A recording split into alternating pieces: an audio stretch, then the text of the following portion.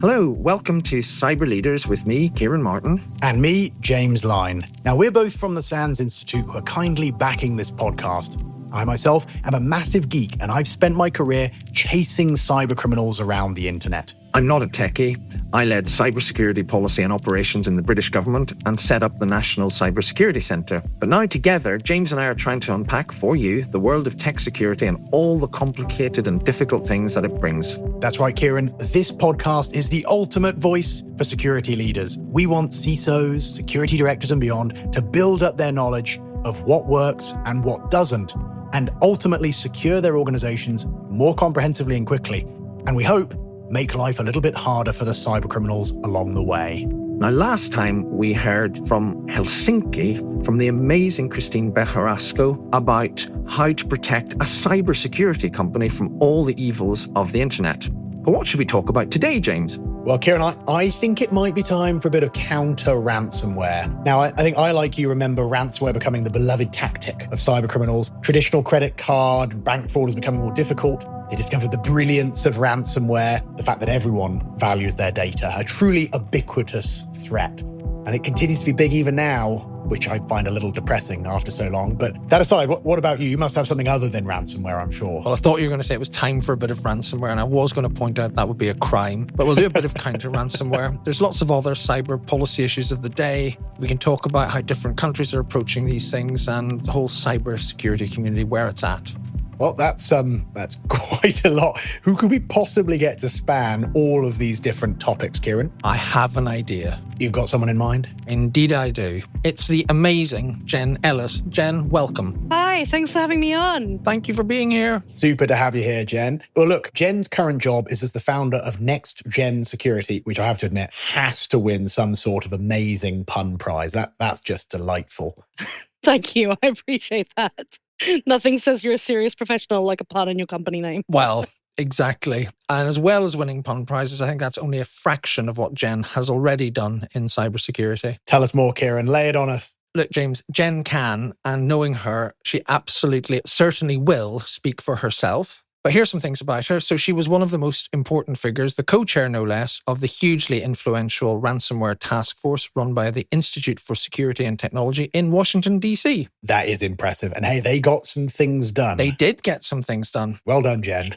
Thanks. As someone who spent many years in cyber policy, you don't always get things done, but they did, so that's great. Now, that was something she did towards the end of many, many, many years in the United States. How long were you in the US for, Jen? I was in Boston for 10 years and in Seattle before that for a couple of years. It was a long while. If we weren't so cheap, Ciaran, I think we'd have to start playing Sting with AI and change it to an English woman in New York. That should take 5 minutes for ChatGPT, I'm sure. Or Boston, Seattle and Washington, but ChatGPT knows no limits. Now, what else has she done? So she spent many years with Rapid7, great cybersecurity company. She led on all sorts of major research for them and did public policy and public affairs for Rapid7. Serves on the UK's Government Cyber Advisory Board. And the UK Technology Department's Cyber Resilience Advisory Board. And on the board of the Centre for Cybersecurity and Law in America. And if you haven't had enough boards, she's the host of the Distilling Cyber Policy podcast, which is a friend, not a rival. Is that right, Jen? It's absolutely the case. And I'm co-host with the amazing Alex Potting. Super. Well, there's enough stuff to talk about. And the cyber criminals spend all their time sharing tactics. So I don't know why we wouldn't. But hey, if there wasn't enough boards, let's have another one as well. She was on the advisory board for the Cyber Peace Institute. If we did these all as acronyms, Ciaran, this would be quite a mouthful. I'm glad we're using the full forms here. It would be, but away from board, she's also testified before the US Congress, I hope, about cyber and not under subpoena. It was the good kind of testifying, yeah. You were there of your own free will. Yeah, good. I was, yeah. And plenty of think tanks as well, distinguished think tanks like RUSI, in fact, who've put thoughts together on our subject today. Yeah, they've done a lot. Well, let's stop here, Jen, because otherwise we're just going to spend the whole podcast reading out your CV and there won't be time to ask you any questions. You guys are very kind. Thank you. Fair enough. Well, Jen, clearly we're very excited to have you here, and an accomplished career so far, with its peak being here explaining all of ransomware cyber policy and all future changes to the security industry. Of course. Absolutely. By the end of this, we'll have solved all this stuff. But look, let's start off with an easy one. We all stumbled into cybersecurity. No one really grew up, at least of our generation, going, oh, I want to be a cybersecurity professional. I, for one, just liked breaking stuff. So how did you stumble into cybersecurity? What was your journey? So mine is a little unusual, I guess. I worked in comms. I worked in PR, which basically means that most technical security people look at me with a faint layer of disgust, and totally rightly so. But the thing that's cool about it is that, one, it meant that I had worked on like a very, very broad range of tech B2B areas, which means that I can kind of like understand how everything kind of goes together and works together. The other thing is that when you're the comms person, you get access through every layer of the business. You get to talk to the technical people doing the real work, but you're also talking to the business people and understanding what the business concerns are. And you can kind of try and harmonize those things, which has been really helpful to me. And the other thing I would say about like how I sort of stumbled into it is I think the sort of driving principle for me was that I was always really, really interested in how innovation shapes society. Like a long time ago, I think that we probably innovated based on need. I'm not sure I believe that that's the case anymore. And I think that these days we kind of develop need based on what we've innovated. Always produce the solution first and find the problem after. Don't worry about the problem. Right. Move fast and break things, and then move faster to break more things, right? And what's really fascinating to me is the way that innovation shapes society. And nowhere is that more clearly seen than when you have that sort of intersection that leads to security. So I found my home, basically. I fell into it backwards, but I found my home. I was very lucky. Well, we're glad to have you in that home as well. And also, I'm not surprised someone of your talents stumbled into cybersecurity via PR, because the cybersecurity industry is, of course, notorious for its appalling public relations. So simply by transferring over, I'm sure you improved things almost immediately. That's very kind of you. So in that whole move, give us a career highlight, anything. Okay, if I may, I will do two quick ones. Of course. The first is because of impact. The whole reason I started working on policy is I worked really extensively with security researchers, and one of them was threatened with legal action under a state law that was very similar to the Computer Fraud and Abuse Act, which is the main anti-hacking law in the US and the equivalent of the Computer Misuse Act that we have here in the UK. How we love it. Indeed, right. And he was threatened for like a legitimate research project that we had been working together on. I mean, he was doing the real work. I was, his PR partner, basically. We've been working on for about 9 months. And he got investigated for 3 months. And at the end of it, he said, I don't really want to do research anymore because it's been so stressful. And I took this really personally, not just because he's my friend and it was hard to watch, but because I fundamentally believe that as a citizen, as a consumer and a person going about my life in the world, I shouldn't be exposed willingly and willfully exposed to undue cyber risk by vendors selling me products, right? And that's kind of what was happening. They were using the law to threaten researchers. And I got kind of indignant about it and thought it was a consumer protection issue and that consumers had a right to make informed choices. So the policy program started because we were trying to get that situation changed. And a couple of years ago, a number of things have happened. We've had the DMCA exemption for security research, and the DOJ had come out in support of security researchers. And then a couple of years ago, the DOJ published prosecutorial guidance, where they basically said that they did not feel that US prosecutors should go after good faith security researchers. And that, for me, in terms of like creating impact, it took 10 years to get to that point. And lots of people worked on it. It was not just me, but that for me, in terms of like actually being able to see impact, was really, really meaningful. And then the other one, very quickly, this is just a brag, is we like brags. I had a weird 2 weeks. So you mentioned before that I testified to Congress, which is genuinely one of the most fun things I have ever done in my job. I really, really enjoyed it. I loved it. Never heard anybody say that before. I know, no one else finds it fun. I thought it was super fun. First. I know. So I did that. And then the following week, I was in Times Square with Rapid7 as we IPO'd and we opened NASDAQ. Oh. And I saw my face. I mean, this is slightly terrifying because I saw my face on the Jumbotron in Times Square, which is not a thing you ever want to see. It's like when people give you that really magnifying mirror and you're like, get it away from me. But it's a really cool, surreal thing to open NASDAQ. And then I flew back to Boston on the private jet that we'd been loaned. So like I had this 2-week period where I was basically like, okay, I've peaked. You can stick a fork in me. I'm done. There's just no point after this. What am I going to do now? Well, as brags go, that's quite a good one. I love that. And I'm definitely thankful for the efforts to avoid prosecution of security researchers, both personally and I think many of my colleagues as well. Yeah. Yes.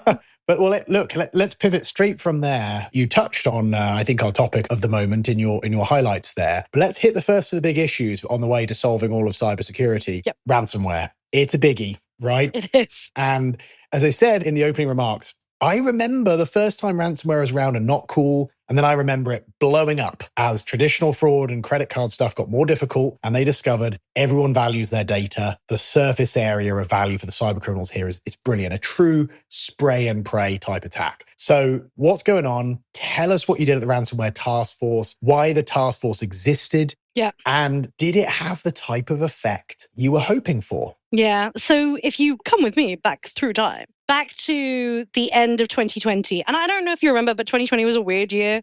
And we all got really well acquainted with our sofas. Yeah. And the Institute for Security and Technology, which is a US West Coast think tank, and it sits at the intersection of technology and security, national security. They're another nonprofit that I've not been able to say no to and therefore have some affiliation with.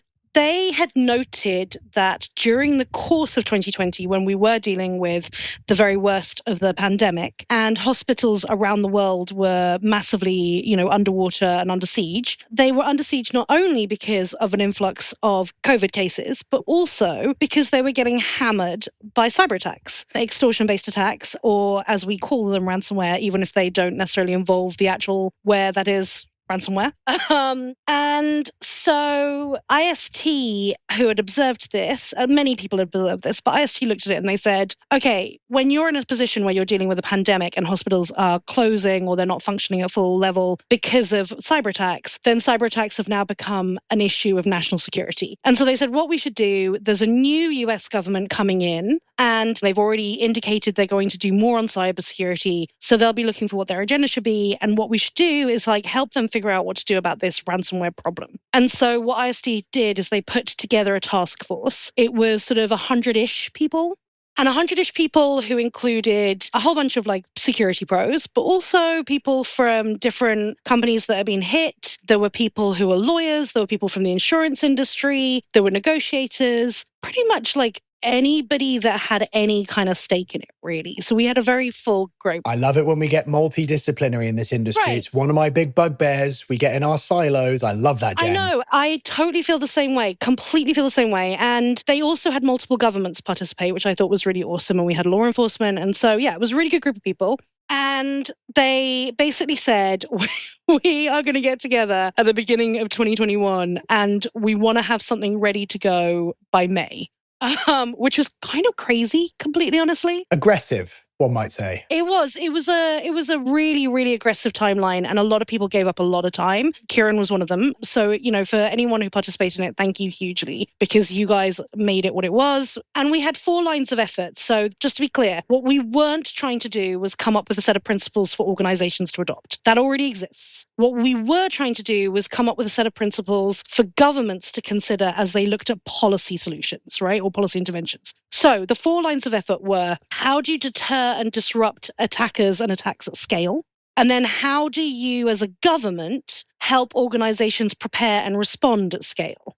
And for me, I had said right at the beginning, ransomware is not a new problem. I mean, I said a lot of the things you said, James. Ransomware is not a new problem. And we already have loads of people giving advice on how to solve it, what to do. Still hurts though, doesn't it? And I was like, what I want to know is why nobody's adopting the advice. And so this was a real lesson, and you should keep your mouth shut, Ellis. Because Phil, who was running the whole thing, Phil Reiner, said, okay, well, that's your thing to look at then. You're going to run the prepare line of effort, which I co-chaired with Major General John Davis from Palo Alto Networks, who's awesome. So we had this really phenomenal working group of people, and we interviewed just so many organizations of different sizes to try and understand why adoption wasn't happening and to try and come up with it. All right, you've hooked me. Come on, what were the biggest reasons? Give me 2 or 3. I know I'm trying to get you to take months of work down into bullet points. I know that's brutal, but... It honestly comes down to 2 things. It really is as simple as 2 things, and it's the 2 things you would automatically assume it is. Organizations either do not truly understand or they do not have the resources. It's as simple as that. Don't run into many security teams that aren't running at 105%, do you, Jen? No, and that's the thing is when you think about the fact that the UK economy is made up of 98% small to medium businesses, right? And so their potential to invest is really minimal. And half the time, they don't even have on-staff security people. If they do, the security people might not have, political sway internally. What we learn is there's a massive difference between awareness and understanding. So I might see a bunch of headlines or hear a bunch of news about ransomware and still think this doesn't relate to me. Nobody would ever target me. And what I loved, James, as you said in the intro, that this is a spray and pray thing, but people still think of ransomware in terms of being targeted. And so there's a huge disconnect there around like why it happens and that it is a reality to you. And the other thing is like, if you're a small to medium business and you're looking at all the things you've got going on and you've got like issues with facilities, or you've got issues with HR, or you can't really afford to keep on as many staff because of inflation. And somebody says, yeah, but you should also invest in cybersecurity because it could cost you millions. You're going to be like, okay, but that's tomorrow's problem. Right. And like the other problem is like security is not a one and done thing. You don't invest in it and then tick it off the box and go, I've done that now and I can reallocate those resources. It's finding perpetual resources. And that's super difficult. So yeah, really, really hard. So anyway, so the task force overall came out with 48 recommendations and I will go through them one at a time. No, I'm kidding. Excellent. I definitely will not do that. You can look them up online. One for the show notes. Right, exactly. There is a report. I think the really key thing here, and I'm not trying to denigrate anything, like I'm not trying to sell us short. There was, as I said, amazing people worked really hard on it and really great effort went into it. But here's the thing. The report got published on April 29th, 2021. Do you want to tell me what happened a week later? Colonial Pipeline. Do I win a prize? I will bring you some Monster Munch when I see you. Excellent. That's me done. A week after that was HSE. In Ireland, yes. Right. The big Irish healthcare crisis, yeah. And 2 weeks after that was JBS. And so what we had was 3 of the most impactful, high-profile ransomware attacks against different types of critical infrastructure within the space of a month. There's no causality here, Jen, after your report. No, and I keep saying to people, we did benefit from it, but it was completely coincidental. And I feel terrible that we benefited from it. But it raised the profile. It meant that all of a sudden you had President Biden on the news talking about ransomware because they were showing images of people with carrier bags having driven across straight lines to get gas, right? Like, I remember several months after the JBS attack, like making a really kind of a rubbish joke about, it's what it takes to get Americans to pay attention is more expensive gas and chicken wings. And one of my colleagues saying to me, hang on a second, just so you understand, the chicken wings are a staple for families that live on the poverty line. And when chicken wings go up 10 cents, it's the difference between being able to feed your kids and not being able to feed your kids. And the fact that 6 months later, chicken wings are still more expensive and probably won't come down is actually a real problem. And I thank him every time because he gave me a perspective I didn't have. And it's a really important perspective. Context is all. Yeah. And never mind the massive disruption to healthcare in Ireland, for example. And indeed, as we've seen recently in the UK. And this is the other thing is I ended up having a Twitter conversation with a parent of a child that was seeking cancer treatment in Ireland. And the treatment couldn't go on because the hospitals were closed. And they were literally researching remortgaging their home so they could put money into a pot to pay the ransom. Wow. I mean, it's stories like that bring home the impact of these attacks, right? And Jen, to your point precisely, this stuff may very often be spray and pray. That's not to say there aren't examples of targeted. But, absolutely. But that doesn't mean it doesn't have significant socioeconomic or even life and limb impact. I mean, I remember late 2023, the Fred Hutch Cancer Center being compromised with ransomware. And that was an interesting one in that the attackers actually started contacting patients to demand money to not release their data. Yeah. So it wasn't actually the hospital. They went after cancer victims. Delightful. So, I consider myself sold on the importance and, and I think you did incredibly important work there and moving along the thought process of why folks don't act. But of course, it's been a bit of time now. So follow-on question for you.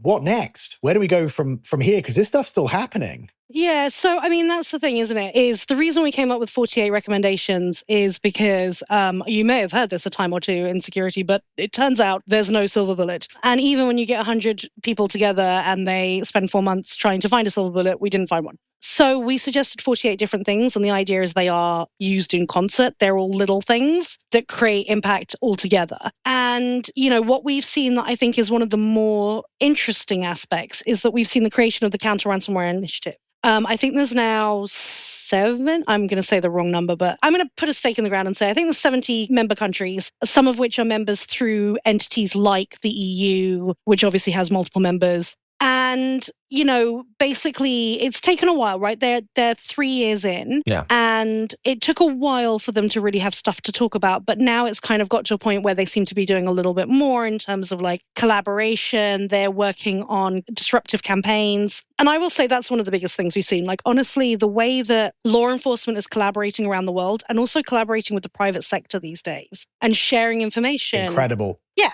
Never thought I would see that when I started in this industry 18, 19 years Absolutely. ago. The law enforcement collaboration, let alone private sector, the lockbit takedown, like exactly Operation what I was going to say. Endgame. It's phenomenal, right? Incredible. And like, just, it's not it's not, I keep using it. It's not silver bullet. We're not killing the attackers, but what we're doing is making it harder and more expensive, right? The goal is to make it more inconvenient for them to be successful, such that we're raising the barriers to entry. So I was going to ask you about recommendation 27, sub-recommendation 3. I wasn't really. The chicken wing defense strategy, as it is known. The one thing on which the task force famously couldn't agree, payments, to ban or not to ban. That is and remains the questions.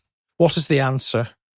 So yes, it's funny, the entire task force couldn't agree, but the co-chairs are pretty agreed. There was a lot of debate on this one. You and I have gone back and forth on it as well, although I think we've ended up somewhat aligned. I started off with the view that we should have a ban. And do you know what changed my mind was the HSC attack.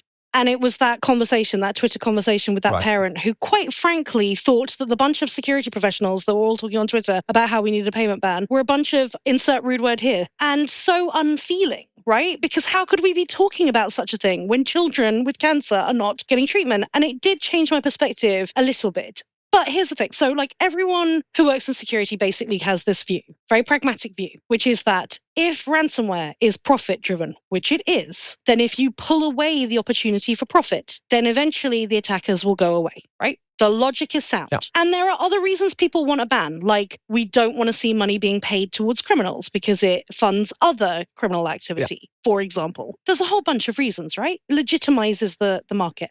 The challenge is in the words, they will eventually go do something else. Like, I don't think anybody who works in security is naive enough to think that attackers will hear that there's a ban and go, well, I guess I better go and get a job.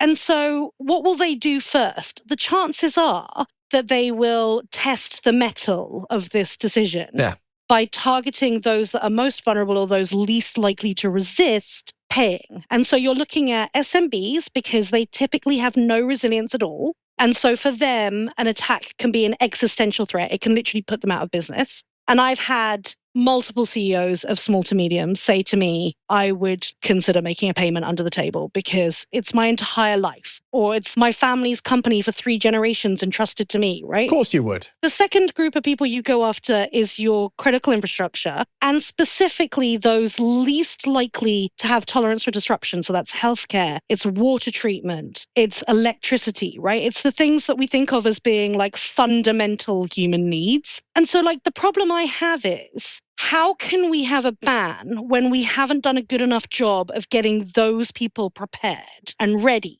and creating resilience? Now, either side of the argument is, well, they will never create resilience until we force them to. And putting a ban in place will force them to. To which I say, I don't buy that. I just don't. I've talked to small to mediums, and if there's a ban tomorrow, half of them won't know it's happened. And the ones that do still won't know what they can do about it because they can't afford to go out and buy resilience. It's just not in their scope. And Jen, one might use your same line of logic that you described to us earlier. A lot of the practices to deal with these problems are basic, simple, relatively numerous, but just require some pragmatic execution. And if we're struggling, I think I saw a report, I think it was a Sophos report for 2023 that said 36% of ransomware cases were caused by a missing patch. Yeah. If we're struggling with things like, a missing patch. Yeah. The policy to ban payments feels like another level of ambition again that might be unrealistic, perhaps. Yeah, I mean, here's the thing. We talk about those things as if they're really basic, right? We go to people and we say this all the time. There are 5 things you need to do. Basic doesn't mean easy to do, though, does it? Or quick. Right? Tame can be hard. Right. We make it sound as if you're going to do your vulnerability management on Monday and you're going to do your identity and access management on Tuesday. I prefer a Saturday.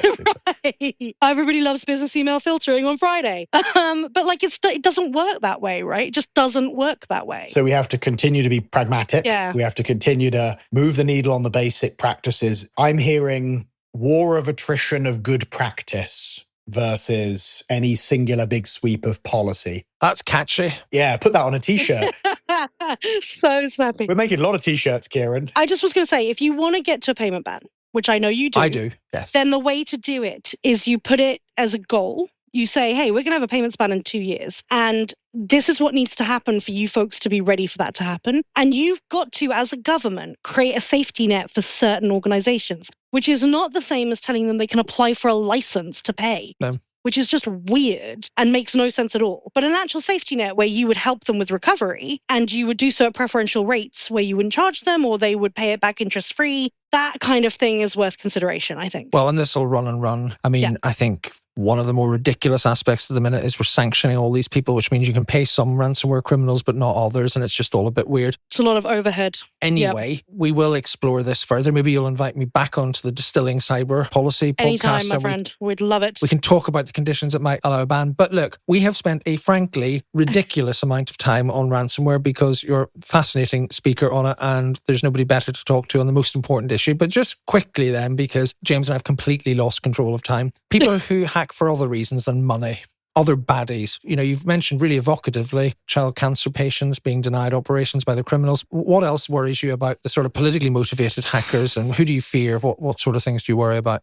I worry about where we are right now. I mean, you know, the past couple of years have been difficult from a political point of view, and we've seen some interesting lines being drawn. You know, we're hearing what sounds to a lot of people like paranoia, but I just don't think governments are in the business of coming out with like blanket statements without some sort of evidentiary basis. And maybe you'll tell me I'm wrong, Ciaran, because you have more experience than I do of this. You're not wrong. But when the US decides to take a move like banning a commercial vendor from selling at all inside their country, a product that otherwise is widely available, there's got to be something deep going on there. And I think what we're seeing around, you know, the sort of the view that there's a kind of Russia, China, Iran, North Korea kind of cabal forming, and this idea that organizations will have footholds inside them without them ever knowing, that could be activated at some point in the future when needed. I think that's vaguely sci-fi terrifying. The other thing that keeps me awake at night is just legacy. It's technical debt, right? Which I think we've been building for years and years and years, and I think explodes around us all the time, right? IoT was an explosion of technical debt. AI will be an explosion of technical debt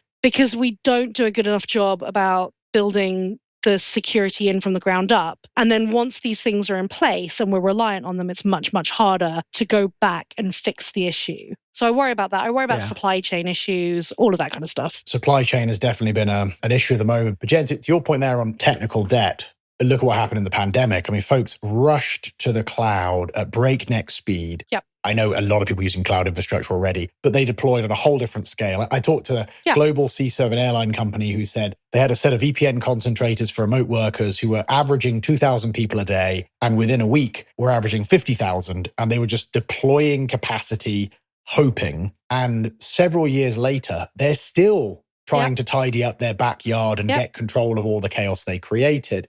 AI and lots of other technology trends are going to do the same thing.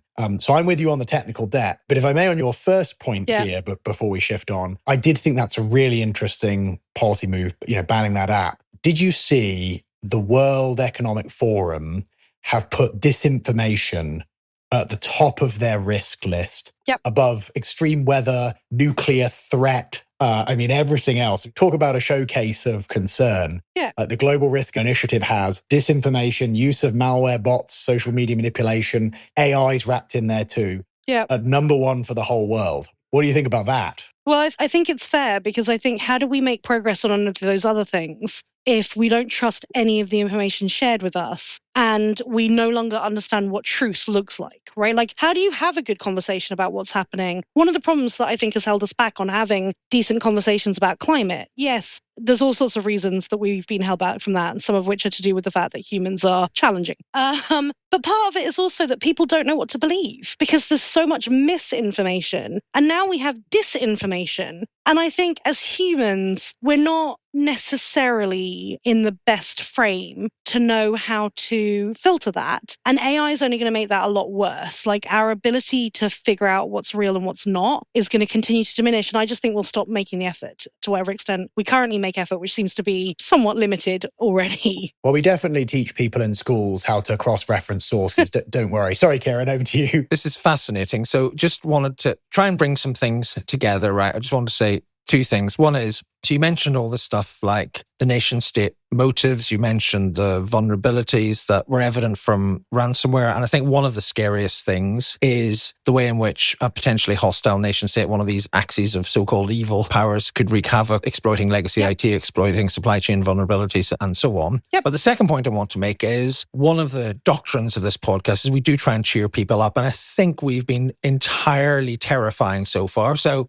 sorry. On disinformation, I think it is important we don't forget our own agency. We have means, we have mechanisms of trying to promote this, but also we have a community, we have some people, we have some capabilities and so forth. Why don't we start on that? Because we do have to cheer people up a little bit. I can be cheery talking about this topic for sure. Yeah. And hey, I still get up in the morning. You still get up in the morning. We believe there's a reason to continue. Oh, we do. Yeah. So come on, in the time we've got left, I want you to introduce a positive topic, James. Energize us a bit. Give us some hope.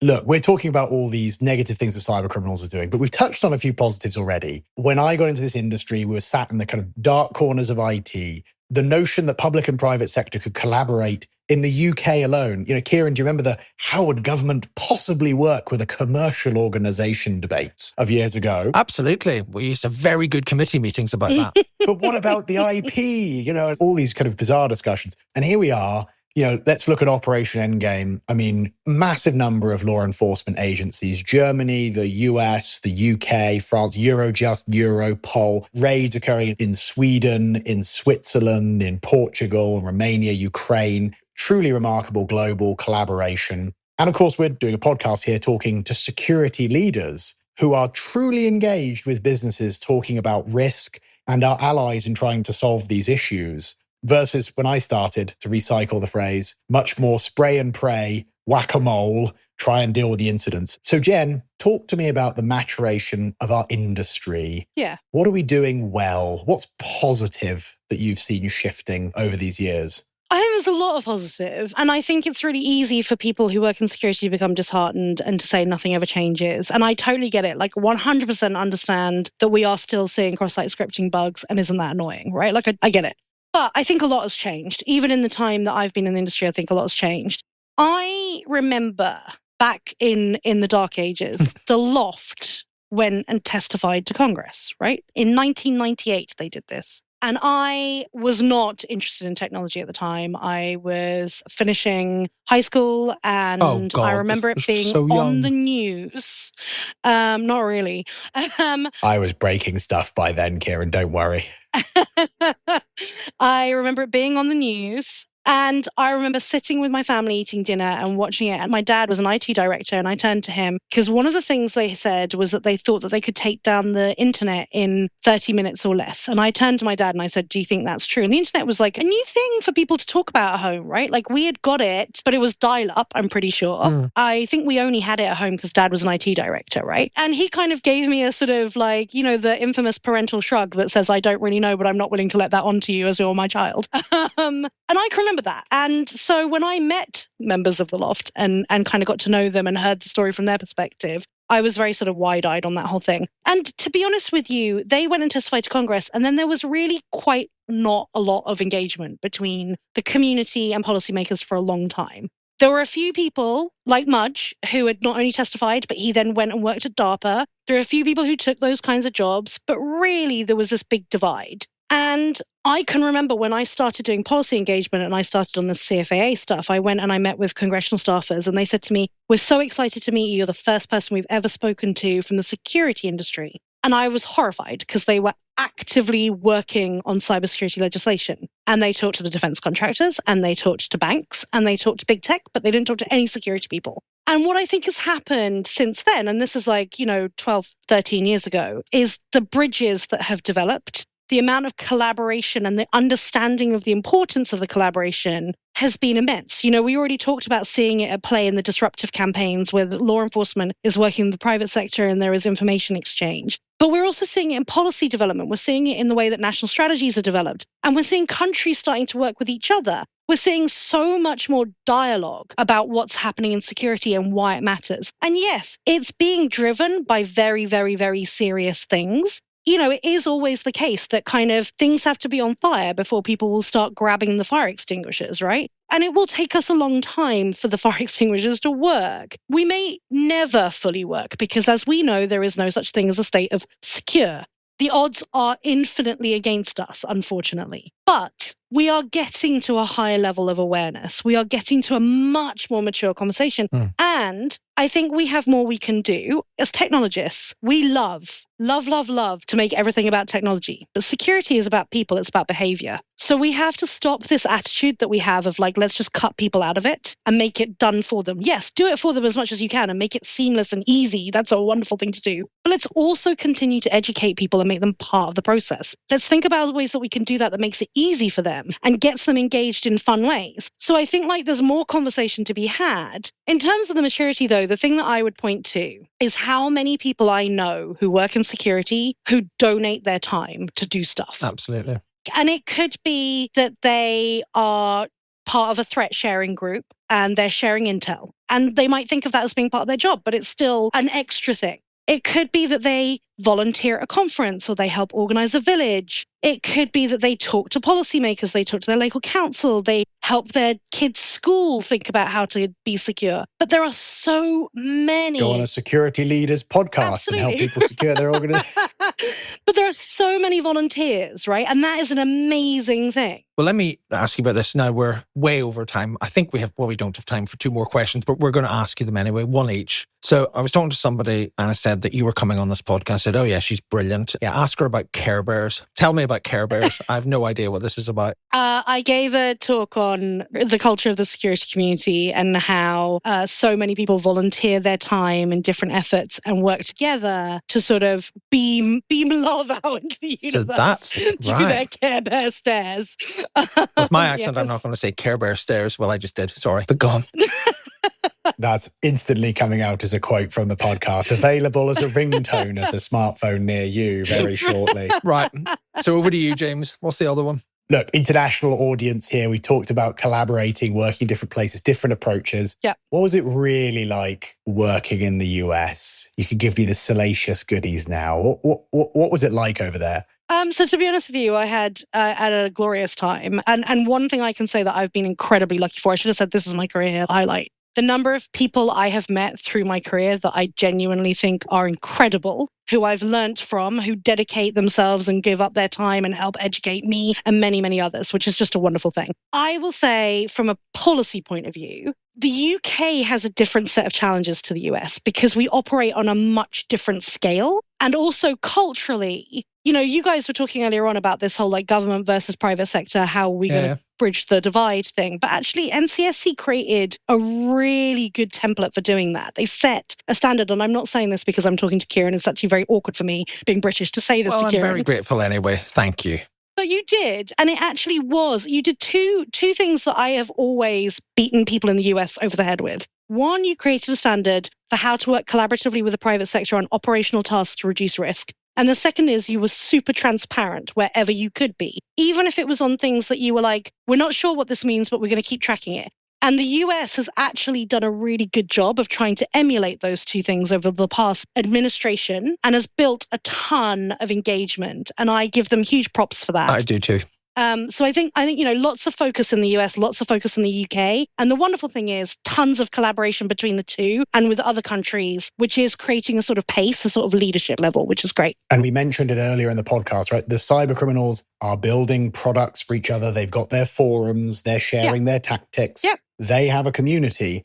Yep, we should too. And, words like transparency and collaboration that you're describing, I think have become the bedrock of a lot of the progress of this industry over the past 10 years. Long may it continue and broaden. But hey, Jen, I have the feeling that if we were talking about ransomware, cyber policy, or frankly, your favorite Care Bear, we could be here for several hours. But we are short on time. So look, at the end of every episode... And this is James's idea. Look, I think it's only fair that we ask people that listen to us that we give them something short and sharp and useful at the end. So fair enough. And we're asking you, Jen, for your 30-second takeaway. We might allow 32 seconds or 29, depending on how gracious we're feeling. So we know that you have no silver bullet. You've been perfectly clear about that. But what piece of major advice would you give people? Go on. So I'm assuming that security pros are the people who primarily listen to this. So for them, I would say number one thing is that you should know what's coming. Like listening to podcasts like this is a great way of knowing what's coming your way that's going to impact you. And you should realize you have a voice, right? You don't actually need to be connected to the government. The government runs public consultations. You have a voice. Please use it. You have expertise they want and need to hear from. So that's number one thing that I would say that I think is super important. The second thing I would say is never let a crisis or headline go to waste if it can help you drive engagement or understanding of security. Use those opportunities to humanize security and make it real to people and tell them how it relates to their world. Those are the two things that I will say and leave you with. Thank you so much. I have no idea how many seconds that was, but it was very, very good. Thank you, Jen. And thank you for being on the podcast. If it was under an edit, I'm sure we could slow Jen's voice down a little bit. And just, I think people do. Just make sure it fits perfectly on the mark. Thank you so much, Jen. You've been fabulous. Keep on fighting ransomware and encouraging people to focus on the mission in cybersecurity. It is true that as much as a lot of this stuff is fraud and spray and pray, there is often, life and limb and real human impact to the decisions we make here. And I really appreciate you reminding us of that today. Awesome. Thank you so much for having me. Simply fantastic stuff from Jen there, Ciaran, don't you think? What I love about talking to Jen is how clearly she explains really complicated and difficult decisions in a way that anybody can understand. A superb explainer of things. I agree. Well, hey, Ciaran, I've got a bit of an idea for next time. I've been talking to lots of CISOs who themselves are worrying about their own careers and how they present themselves to the board. So perhaps we need to get into the business of giving a little career advice to our listeners. But for today, I think that's it, Ciaran. Apart from feedback. Yes, we need feedback, please. Whatever you're worrying about, things you think we should cover in the podcast that could help you at work, we want to hear about it. So you can go to the podcast site or you can email us at cyberleaderspodcast@sans.org. And ultimately, for today, that's a wrap. And thank you for listening. So keep cybering. But for me, Ciaran Martin, and me, James Lyne, it's goodbye.